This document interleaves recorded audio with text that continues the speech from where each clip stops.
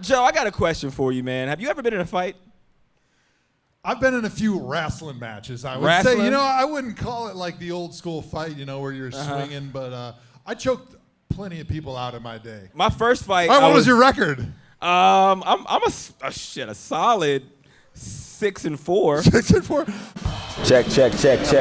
1, 2, 3, 4. This our seat? I don't know. I just kind of took it over. We won't be able to see anybody's faces. It's pretty cool. I was gonna say that's excellent. We don't have to see how the ThomaFlawk scorns at us. When I first signed with Cleveland in 2014, we had the off-season workouts. Yeah. And we had to do the foot ladder, and that's my thing. That's your thing. And I seen you go through the foot ladder. I'm like, all right. Big guys got some feet.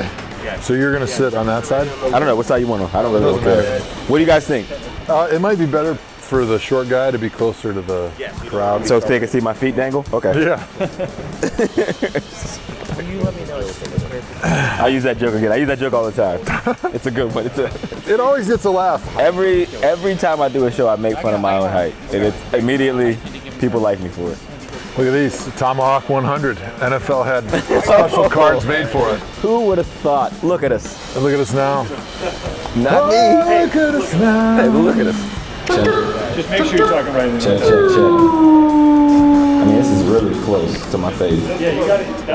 You're in a good spot there. Does that feel all right? I'm no cucumber scientist, John, but I can't imagine they gave us a 6-inch mic. Coming up on today's show, the two most humble co-hosts in the entire game return to the city where it all started, Cleveland, Ohio, baby. a star-studded lineup of guests take the stage in the biggest celebration the city has seen since the 0-14 Browns beat the Chargers in 2016. Am I tripping? Ask Nat, the ThomaHawk drinking game, the ThomaHawk catchphrase game, and so many surprises that'll make your little orange and brown head spin.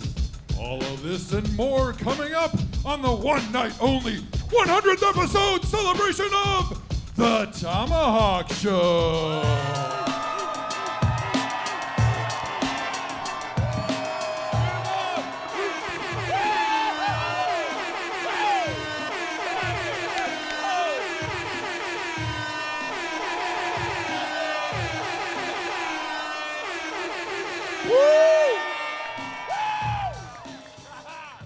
What's up, everybody?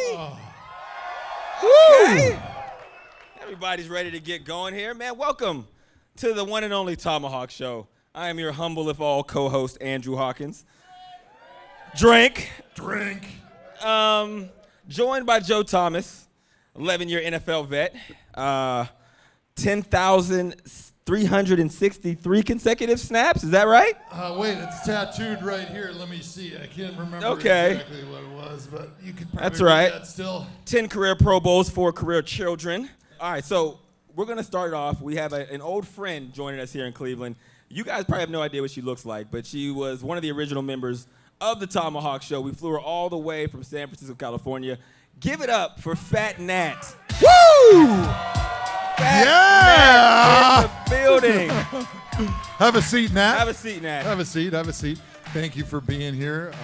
This is pretty exciting because we were able to find you in captivity, Yes. pay the ransom, and then bring you back out here because you are one of the original members of the ThomaFlawk, of the ThomaHawk family. Yep. And we got to say, we miss you, but we're proud that even though you're not a member of the ThomaHawk right now, She left you're us, still guys. an enormous Browns fan, which means a lot. And to me, that says a lot about Browns fans give in it up for general. that. Come on, and the give it up. loyalty that you guys have. So give it up for Fat Nat. Thank you. I'm Fat so Nat, excited. what have you been up to?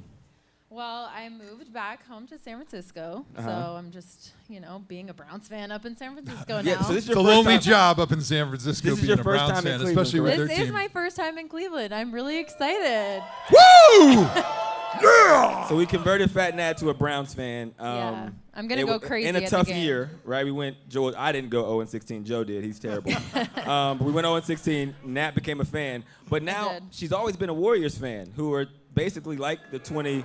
Wow, okay. Yeah. Wait. Exactly. But it's cool because they suck now. So give it up for that. I can't argue that one. Yeah, so, all right, it's time to announce our first guest, Joe. Get us going Yeah, here. man, this one is especially close to our heart because he was teammates with both of us.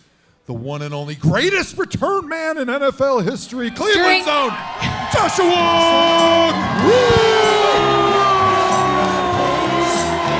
You see my smile looks out of place. If you look closer, it's easy to trace the tracks of Okay, beat that. All right, Hawk, I got to ask the very first question. All right. What were you thinking, Cribsy, when you turned on the TV and you saw this little midget over here that's sitting on the couch wearing your number in a Man. Cleveland Browns jersey? Yeah.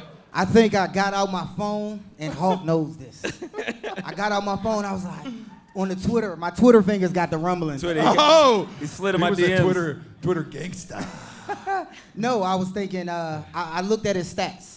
I looked at where he was before Cleveland. Because you didn't know anything about him. Highlights. Let's be honest, I didn't either when he showed up in the No, locker room for the highlights. first time. I I'm like, he checking- must be the new equipment manager. Is that why you threw me your jock strap when I came in? I thought you were just into some No, kinky stuff. I was checking, I told him this. I was checking to see if he was worthy enough. Oh. I felt like, I was like, man, he better rep. And then I seen his stats. I'm like, oh yeah, he gonna put in work. Oh, Yeah. And then I told Shout out him, to I was Kyle like, Shanahan. hope he's worthy. Drink. And he was. We got a jersey we're going to give away. It's a special jersey that you're going to sign, and we're going to throw it into the stands for somebody to have. It is a 16 jersey. Bring it out here. Not the right 16 jersey. So we got a Sharpie. So here we go. You're going to take the Sharpie. He Josh. deserved it. You're going to cross a line through Hawkins. You're going to sign I'm not the going, back. I'm not going to disrespect No, the you do Hawkins. it. I'm telling you, this is my show, Cribs. Okay. You take that Sharpie. I'ma do You it. cross the line through. Crossing the line through. You sign it, and you throw it to a fan. All right? Give it up for Josh Cribbs, everybody. Woo! And Cribb, he's going to stay out here with us for a little bit.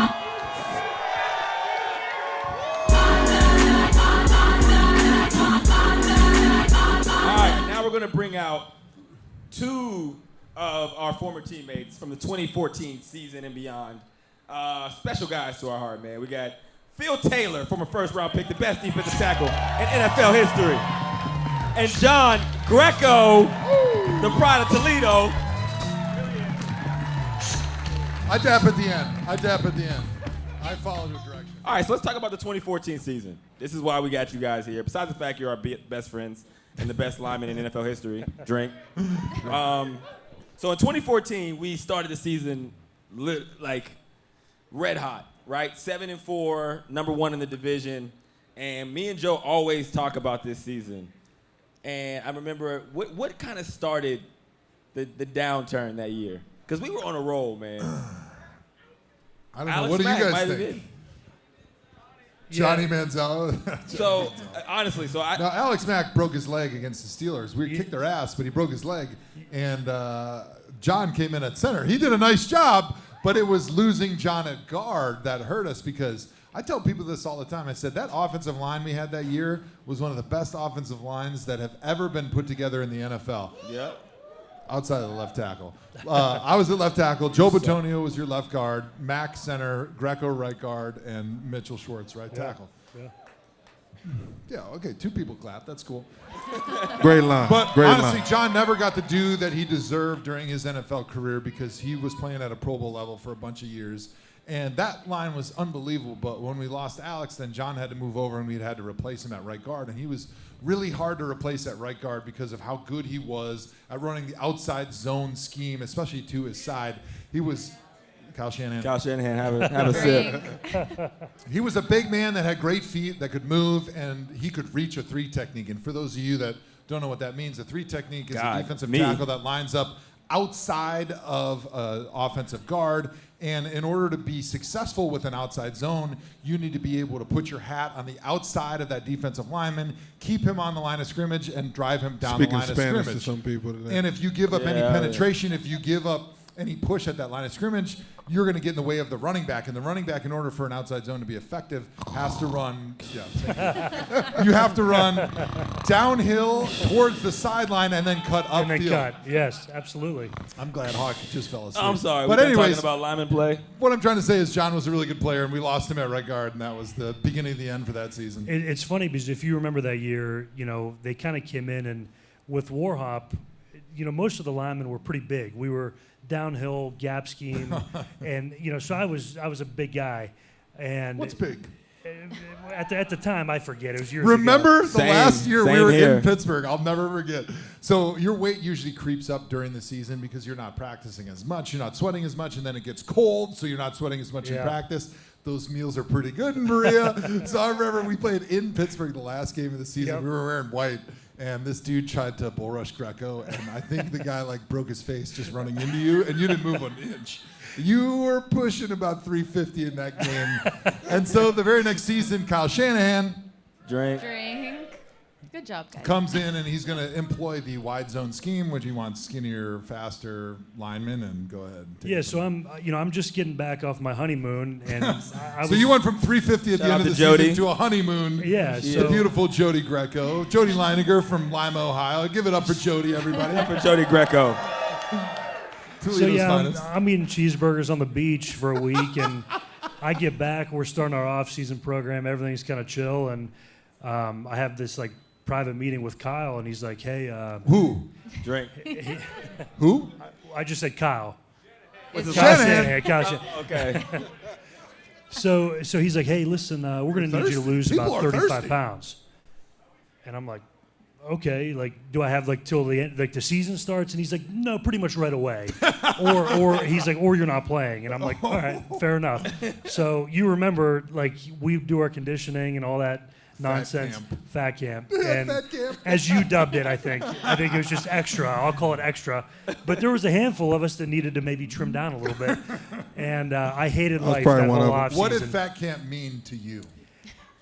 Not emotionally, but what did they make you do? I'm not going to get into that, but looking back, it was a good thing because we ran a lot and we were, good offense at the time. Well, it's So that they year- made him ride the bike for 30 minutes after the end of practice. Like Torture, double conditioning. basically. It was torture. So- It was basically, you weren't going to burn enough calories to make a difference, but they wanted to torture you enough so you didn't go to the meal table that night. Exactly. What is something that sticks out from you for the 2014 season, Phil? Wishing I would've played I more. feel you on that. Wish I would have Same. played more, man. Wish I would have played more, though. But, man, it was a great team. That's one thing, my years in Cleveland, we always had the athletes, man. And just we just couldn't get there. You know what I Right. mean? We always had guys, defensive side mostly. Well, we wish we had some guys to help you out, Come on. Joe. But You know what? we always had, I think it was a lot of just getting some changes in the front office and things. You know what I'm saying? With Right. the team now, they're going for big name guys and trying to get a whole bunch of guys in there. So I think they're going in the right direction. So it's funny because that was the year I signed. It was me, Carlos Dansby, Dante Whitner came, and we didn't know what we were going to be or not be. We didn't. I remember the first game we played the Steelers, we went down 28-3 and ended up battling back, and then we kind of went on a little bit of a tear. The thing that sticks out to me was the first day of off-season training, they had a run test. Now, if you don't know anything about this, that's illegal, right? When you get a run test to test conditioning, it's not supposed to be on the first day. Technically, that could be illegal. Yeah, absolutely. That's perfect. Yeah, hate and it. Should be everybody was out of shape. So we went on a tear that season. We were balling 7-4, and I remember Pettin called me after we were 7-5. We might have lost to the Buffalo Bills, and he was like, first when I signed, this is a quick story. When I signed with the Browns, I was in the office. I'm like, yeah, I'm happy to be a Brown. Pettin walks in. I had no idea who he was. He's like, hey, man, welcome. I'm like, thanks, man. Appreciate it. Welcome to the team, to you too, whoever you are. And we were talking for 10 minutes, and he was kind of looking like, you don't know who I am, do you? I'm like, I have no idea. He's like, I'm the head coach. And that was indicative of our relationship going forward. But, so, after we go 7-5, he calls, and he's like, yo, man, I think we're going to start Manziel. And I remember laughing on the phone because I thought he was joking. Now, I love Johnny, but Johnny was in the meeting asleep. Literally the entire year, he would sit in the front row, and he would take a nap. And when he was like, we're going to start Manziel, I started laughing like, you go too far with the comedy, coach. Have a good night.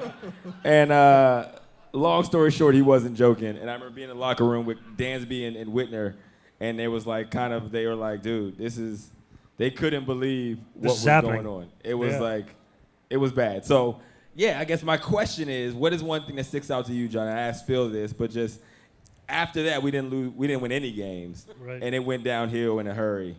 Yeah, I mean, we were rolling, and we always joked in our room. We had, remember the coach used to put up the AFC Central records. Okay, we had a really old offensive line coach at the time, and he didn't know that the AFC North was actually the AFC North. He thought it was still the AFC Central. Yeah. So Saturday night meetings, we'd be at the hotel, and he would give this really good speech because he was really good at giving incredible speeches. We called him General George because he gave these amazing speeches that I felt like it was George Patton that was talking to us. And he would put on the board like AFC Central and then our record and where we were and like what we needed to do to win the division. But he didn't realize that every time he did that, we would be holding in the laughter because we were not in the AFC Central, coach. And so the entire speech was completely lost. It lost it. And I just remember, like, at one point in the season, we were leading the AFC Central. And then each week, we just crept down that list a little bit more. It was very demoralizing. It really was. But he stuck with it. He was really going to go with that speech theme the entire year. Especially because, we had all that potential, and then it was like we were laughing at the joke, and then the whole time was like, man, we haven't won in like 5 games. But I don't know what the turning point was. I think obviously when Hoyer, was no longer running the ship, things went a little south for us. That pissed me off. It was tough. Whenever they bench Hoyer, I was like genuinely mad because when you get to, especially in Cleveland, when you get to a 7-4 record, like there is no bench to quarter. There is no change at quarterback, especially for a guy who works so hard, cares so much. Yeah, give it up for Brian Hoyer, man. Right. I mean, seriously, I would say this, and I'm like, this guy cares about turning Cleveland around because he's from here, he understands it, and he put the work in, man. That was unfortunate.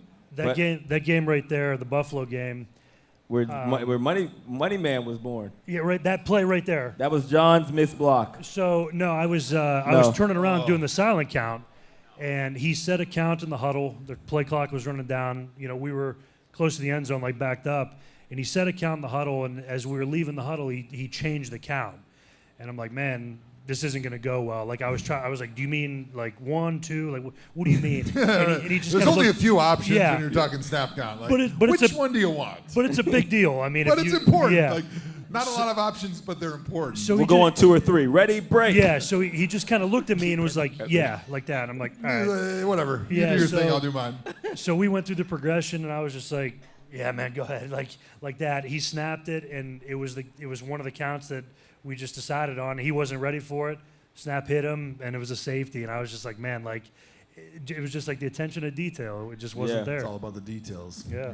All right, well, our favorite thing about Kyle Shanahan Drink. was he would give these incredible pump-up speeches the Saturday before the game, right? And he would make you feel like you were literally a rock star. Oh, man. And, like, he would be like, and Hawk, here's what we're doing. We're going to run this play. We're going to run an option route with you because you're the best fucking slot receiver in football, and he can't guard you because you're too fast and you're too quick. He sees your footwork, he gets scared. You're going to catch that ball. You're going to take it all the way to the end zone. You're going to score. We're going to celebrate with your teammates. You're going to be the AFC Offensive Player of the Week. And you would sit there like, hell yeah, I am, baby. Yeah. That's what I'm talking. Keep going. So now we're going to have Joe do a Kyle Shanahan-type pump-up speech for Phil and John to send them off of the ThomaHawk Show. Wow. Impromptu. Talk about pressure. off the cuff here. Pressure. We got John Greco over here. He's the greatest Italian chef in the history of sports. He's going to cook that Sunday supper for the 18 family members where all the women are going to be in the kitchen. They're going to be cleaning up, but I tell you what, he's going to roll a mean pasta. And there ain't never been anybody that's rolled a pasta like John Greco. He can make that red sauce scream in your mouth, everybody! And we're going to win the game. And we're we're going to win the game right behind John Greco. And that Phil Taylor, let me tell you, ain't nobody ever been playing in the middle of that defense like Phil Taylor. He's going to rip apart that offensive line. They don't want to see no Phil Taylors on Sunday because he's going to sack the quarterback. Not once, not twice, maybe 3 or 4 times. I tell you what, they're going to know Phil Taylor's name by the end of this game. It's going to be written all over their face. It's going to be tattooed in their face because Phil Taylor's going to run their quarterback right into the ground. Not only just in the ground in the field of play, but in the end zone because Phil Taylor's the greatest defensive tackle that ever lived. So before we get to our next segment, we got a video message. Am I right? Yes, you're right. All right, play the video message to kick off this next segment. What's up, Joe and Hawk? It's Firm. Sorry, I His can't mom's be there to basement. celebrate tonight, but I think my mom must have changed the locks on the door of the basement because I haven't been able to get upstairs for weeks. So I got to figure out that later. But on a serious note, huge congratulations on your 100th episode of the ThomaHawk podcast. I am honored that I was able to be a small part of what you guys have been able to build with the ThomaHawk podcast. I'm thrilled that you guys are doing it in the beautiful city of Cleveland, Ohio. Wouldn't feel appropriate for you to do the 100th episode anywhere else. So again, huge congratulations. And in honor of the ThomaHawk Show, I just have one question for you. Am I tripping? Or are the Browns about to go on a run, maybe go 10-6? Shout out to Firm, man. That's our guy. Old producer, man. He's now with the NFL, making all kind of big money, so we couldn't afford to bring him out here. He also lives in his mom's basement, so that was kind of weird. So for our next segment, we're going to talk about the Browns, the current state of the Browns, with Andrew Siciliano and Ken Carmen. Come on out, guys. Give it up for Andrew and Ken Carmen. What is your feeling on the state of the Browns roster right now? It's talented. It's talented. But, I mean, you know better than anybody. I mean, you can't just win with talent. You can't just do it that way. And I think that, I don't know, you guys keep talking about the year with Kyle Shanahan as the offensive coordinator. Bring it up, yeah. I'm sorry, I can't help You're it. right, It was we a do great keep year. What do talking you about want? that, This don't man we? is of good influence. Yeah, well, what are you going to do? And it's like, gosh, you look at the talent and people go, oh, my God, this team's way better. And it's like, I think they thought it was going to be easier than what it was. You can't skip that step. You can't So what is skip the that problem? step. What do you, in your opinion, where do you think the problem lies? Well, let me give you I a ain't little going to say backstory. it. I'll let you guys say it. I ain't going to say it. Come on now. So Ken got here right before we got into the show, and our green room, for some reason, was just overflowing with booze. And so we started cracking a few, and we were chit-chatting. And there was Mission Barbecue and booze. It was basically the only thing that you need to keep you alive. And we were talking. We were kind of lamenting, you know, when fans call into the show and just go bananas. And he said the very first fan that called in on Monday morning after the Browns win is just demanding Freddie Kitchens to be fired. Said, guys, you guys are lying to yourselves. They won out of spite of Freddie, and then he hung up. And I was like, What do you gonna do be a with bad that? day. Right? What do you do with that? It's going to be a bad day. See, but that's what I think we all fear as Browns fans, right? Which is they're going to go on a run. Mm-hmm. So let's say they go on a run, and let's say they get to 8-8 or 9-7.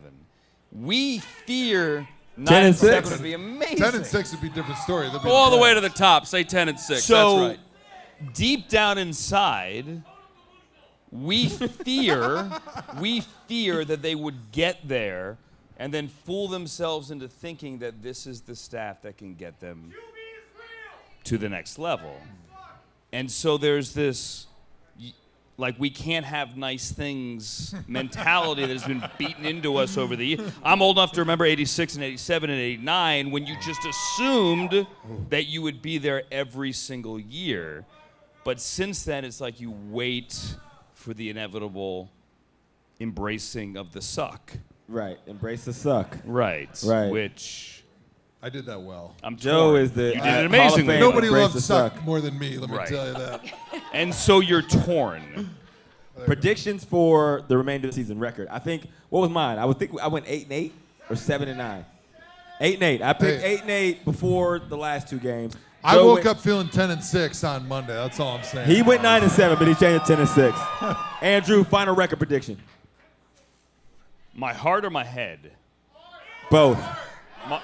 My heart says 10-6. My head says 7-9. Your head is stupid. No, I'm kidding. All right, Ken, what do you got? That's still more wins than losses. I think though. the Yeah, heart that's a good says record. Literally one game. the heart says 10-6. The heart easily I mean, says we all, 10-6. everybody's heart Yeah, up here everybody's says gonna say 10-6. 10-6.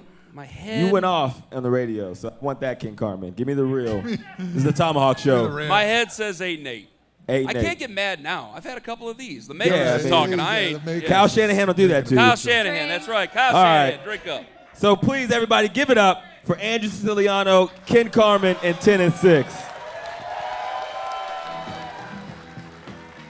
All right, next joining us, we got the greatest wolf in NFL history. This is our segment we're waiting for. We got all Joe's Thursday Night Football teammates here. We got the greatest wolf in NFL history, Colleen Wolf of the NFL Network.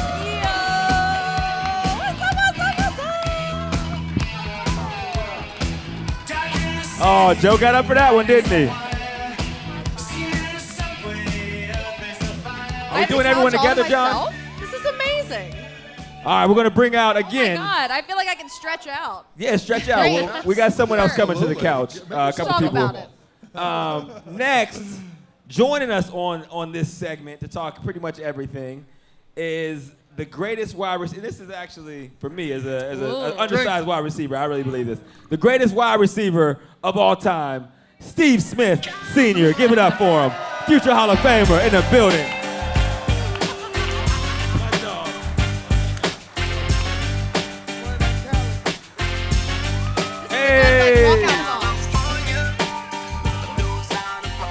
We We also got Steve's son, who is a Browns fan in the building. Yeah, I saw the list. Charlie Weishurst, how did he have a start but not lose? So he didn't. Like, explain that to me. You know how, because I know I went to public school, but I'm not really sure how you have a start. You don't have a win or a loss, but you have 0.0. Yeah, so Like, how did that happen? Steve and I and Colleen, we work on Thursday Night Football, and we get these amazing next-gen stats every week, and we get to look them over. like a and Bible. It's like the Bible. Like it gives you like he's the #1 quarterback in quarterback rating for qualifying quarterbacks because they have a certain number of passes or games or whatever. Charlie Whitehurst did not have enough snaps in that game to be a qualifying quarterback to get a loss or a win. It's like in baseball, you know, as a pitcher, you don't have enough to have a decision, so it's like a no decision. Yeah. So he was just in there kind of taking the snap and So Pour one out for him. for a my couple Charlie times. Whitehurst story is that game, and I forget who got hurt, doesn't matter. But he came into the game. Charlie had signed and flew into the city the day before. So he got there Saturday. He was the backup quarterback. He comes into the game. Hold on. He gets hurt. Go ahead. Steve? Yes. So the game is on Sunday. The game is on Sunday. Because you guys weren't on Thursday. No? Yeah, that's true. We weren't on prime time. So, All right. So they signed him on Saturday. Yep. The game was Sunday. We a needed- 1 we need- o'clock game. 1 o'clock game. We needed a backup quarterback. Not a late one. Okay. We had 16 in a row of those. That was the nice part about sucking. Is I was home watching you guys, watching teams that were good by at least 5:30 every See, that's the single victim. Sunday. You see the victim Because coming I'm an out? NFL fan, It so was that was perfect. consistent, yeah. I was back home watching the good games every single Sunday. So Charlie gets in. I think 2 quarterbacks got hurt because he was like not planning on playing. They're like, hey, just wear a jersey. You won't have to go in. Both quarterbacks get hurt. He gets in the game. He comes in, and Joe is Mr. Encouragement for everybody that comes to the huddle. He is, though. He's And like he's that like, at work. Yeah. You know, Charlie is clearly nervous because he doesn't know these plays whatsoever. He doesn't even know the players. He doesn't even know any of our names. We never met the dude. He comes into the huddle, and Joe's like, it's cool, baby. We got this. Let's go. You're prepared for this moment. Everyone's like, yeah, man, we got this. So everyone's like trying to encourage him. He's like, yo, shut the hell up. I can't hear the plays. I don't know these damn plays anyway. F it. Go, all go. Ready, break. Let's bring out another guest here. Michael Irvin, Hall of Famer, the playmaker himself, the best receiver in NFL history. Now it's time to get to our selection of the catchphrase game. Yes. Who's going to read the selections we have so far? So we have a couple. Peyton. Nat, you have Come him? on, Yeah, I have straight him. A student. He's we got a video first. rookie out of Video. he's the rookie out of all of us. So Yeah, we'll have him read it. So yeah, let's he's play the video, PA. okay? We got a video He's the first. talent Say this, though, PA. man. Also, too, guys, I love this now. Because when Joe hit me, man, Joe said, hey, man, we want you to come by the show. I said, Joe, you're my teammate, man. You know I'm there. Whenever you need me, I'm there. And to make sure that, and everybody must have given him that same response. I mean, we no longer play, all of us, we no longer play, but we still have a locker room. And I appreciate that. I appreciate that we I all had to should change hold my up. flight. Just want to point that out. Thank you. I wasn't getting in until like 9 o'clock tonight. That says something, man. Appreciate you, Lone Wolf. That's why I had the inside of my suit last week with the big face It's of the wolf. best. It was an accident, but it worked out It was really an well. accident. Very Don't act like you It knew was it. the Lone Wolf. See? It's really good. All right, let's play the catchphrase game.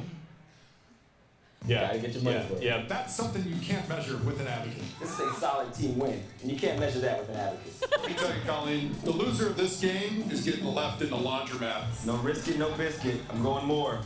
As the age-old saying goes, no risk it, no biscuit. I got a Minneapolis Miracle. So he's taking it for a break. 24. Papa don't play that, so I got the 49ers getting the easy W. He does? Yeah. Papa don't play that.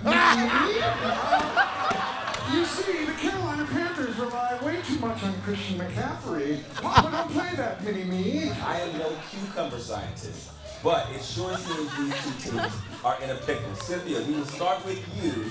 What are you looking for in this matchup? You know, Colleen, I'm no cucumber scientist. Tonight's game is in a pickle. Because this is a loser lead tie game. Oh my God! I was crying on set. It was so good. It was so good. We are not worthy. Hey, I was crying on set when he said that. I was like, cucumber. Hey, I thought you were going to get inspired, Steve. listen, when he You said laughed for a minute straight. when he This guy said lost cucumber his lunch. salad, I was like, I put my mic down. in my mind, I was like, what the hell is a cucumber got to do it? And then he said I was in a pickle. I was like, oh, they went to me on camera. They said, "Get off of him. He's crying." I was tickled It was pink. perfect. You see that? It was Tickled really pink. good. All right, so we're going to vote on it by Nat is going to say the catchphrase, and then you're going to wave your tomahawk towels. Whoever gets Yeah, the most whoever's waves the loudest. wins. Towel? That's the And You then guys have we towels? got towels, man, sorry. Pitter patter, let's get at her. They're on the gravy chain with biscuit wheels, and what was the other one, the service one? Yeah, no. It's the The service service that makes you nervous. makes The you service that makes you nervous. So, all right, Nat, So. by a showing of tomahawk towel waving, we will decide what we are mandated to say tomorrow on our live broadcast in front of millions of people. All right. Junior, This is pick my who the winner favorite is. So game. pay attention because you're going to pick which one is the loudest. You're the judge. Okay. Option number 1. Pitter patter, let's skedaddle. Okay. All right. Okay. Decent. Option number 2. They're on the gravy train with biscuit wheels. Okay. Strong. Strong to quite strong. Number 3. That's the service that makes you nervous. Oh, All wow, right, that the was a bad biscuit. one. The biscuit one. I think we know. So in. So which I one's think the we got winner? it. The biscuit one. The biscuit one? Yeah, Yes, easy. sir. Junior picked it. It's they're on the gravy train with biscuit wheels. Tomorrow, we will all be on Thursday Night Football. We will work the tomahawk catchphrase into the broadcast. I already know how I'm going to use it. I already know. I already know. He's definitely getting that one in You first. know he knows. He's over there. That's pretty cool. He's over there rubbing his leg. Oh, I already know how I'm gonna use that. That's funny. Look, right he's like there. this. All right. Oh, no, that's funny to me, man. I like that. All right. No, look, he keep rubbing his leg. I already know how I'm gonna use that. I do also want to mention, we all know producer TD, right? From the show. So, producer TD has a surprise for us right now. Oh, yeah. There it is. Look at this. Whoa. Who's gonna cut it? Show the audience. Matt, show the audience the cake. Don't drop Look it. at that. It's The ThomaHawk 100th episode. That's 100 That's okay. episodes. Give it up for the cake. Woo! We're gonna have to kill What kind of? I mean, sure. What kind of cake is Cut it? it up. Let's cut it up. That's everything. You cut it up, man. All right, so That's one like a last time, giant give it up. steak knife. Give it up for the Thursday Night Football crew. Steve Scott, Michael Irvin, Tyler York, and